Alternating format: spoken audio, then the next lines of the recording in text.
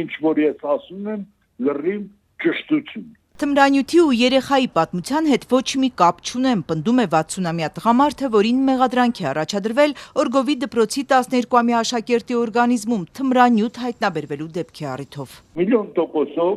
եթե ես ճիշտ չեմ, արդեն ես նստած կմնեի բերդում։ Խաբելու բան չկա, եկել են, խուզարկել են, ամեն ինչ արել են, ուզեցել են, կողքից ես չեմ մանում ով է, ուզեցել են, որ սարքեն, բայց չի ստացվել։ Ներքին գործերի նախարարությունը հայտնել էր, որ մի հոգու են ձերբակալել, հետո Քնչականը մեր հարցմանն ի պատասխան հայտնեց, քրեական գործ է հարուցվել թմրամիջոցների ապօրինի շրջանառության հոդվածով։ Տղամարդու նկատմամբ տնային կալանք կիրառելու միջնորդությունը դատարանը մերժել էր, ու այժմ նա երկրից բացակայելու արգելքի տակ է։ Ես շատ եմ կարում տանից դուրս գամ մնացել, որ իմ ոտը տրոմբ է, ես չեմ կարում շարժվում։ Տղամարդը հենց Օրգովում է ապրում, պատմեց, որ անցած երկուշաբթի իրեն ոստիկանները տարել են, շաբաթ օրը դատական նիստն է եղել ու ինքն ազատ է արձակվել, մինչև այդ մանրամասն խուզարկել են նաև տունը։ Առաջի հարկից երկրորդ հար լրիվ մահացել են, լրիվ քանդուքարապենարը, ոչ մի բան ոչ գտել են, ոչ իրեն։ Ենթադրվում է, որ հենց այս մարդու մասին էր խոսում ներքին գործերի նախարարը։ Ունեինք անձնույնականացված, բայց կարծես թե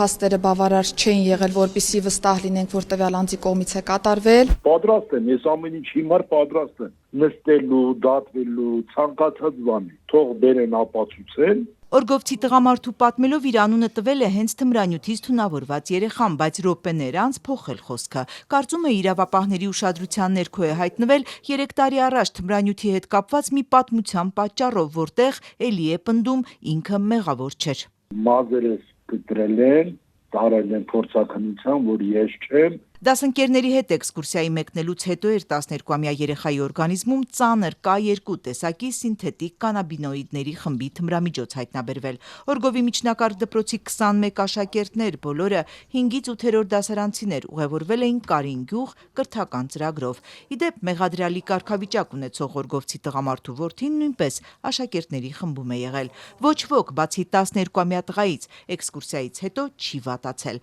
Ծնողների պնդմամբ նա տուն է հասել բարձր ջերմությամբ, ուժեղ գլխացավերով, հիշողության խանգարմամբ։ Ես կարծում եմ, եթե երեխան խոսի, ասի, հիշի, այդտեղ մենք այլևս խնդիր չունենք։ Դպրոցի տնօրենն ի սկզբանե բացառում էր, որ էքսկուրսիայի ժամանակ կամ ավտոբուսում երեխան որևէ կասկածելի շփում ունեցած լիներ օտար մարդկանց հետ։ Պնդում էր երեխան առողջ ու ակտիվ մասնակցել է էքսկուրսիային, հարցեր տվել գիդին եւ երեկոյան 17:25-ին նորմալ վիճակում հասել է գյուղ ծնողներին։ Ի դեպ, ընտանիքում պնդում էին, որ ոչ թե երեկոյան 5-ին, այլ 7-ին է ավտոբուսը գյուղ հասել։ Ինչ է տեղի ունեցել ու որ ժամանակահատվածում։ Օրգովում հույս ունեն, որ իրավապահները կպարզեն, թե ինչ ճանապարհով է երեխային ծանր թմրամիջոցը հասել, համայնքում, թե այլ, տելեգրամում վաճառքի եղանակով։ Չեմ մոտեցել հաշվի առնելով այն հանգամանքը, որ ընտանիքի անդամներն ասում են, հոգեբանը ասել է, որ դեռևս երեխայի շփումը այլ մարդկանց հետ այդքան չի խրախուսվում։ Ուղղակի որ ինչ-որ մի բան հանգած չխանգարեմ, ամեն դեպքում շատ ուրախացա, երբ որ տեսա։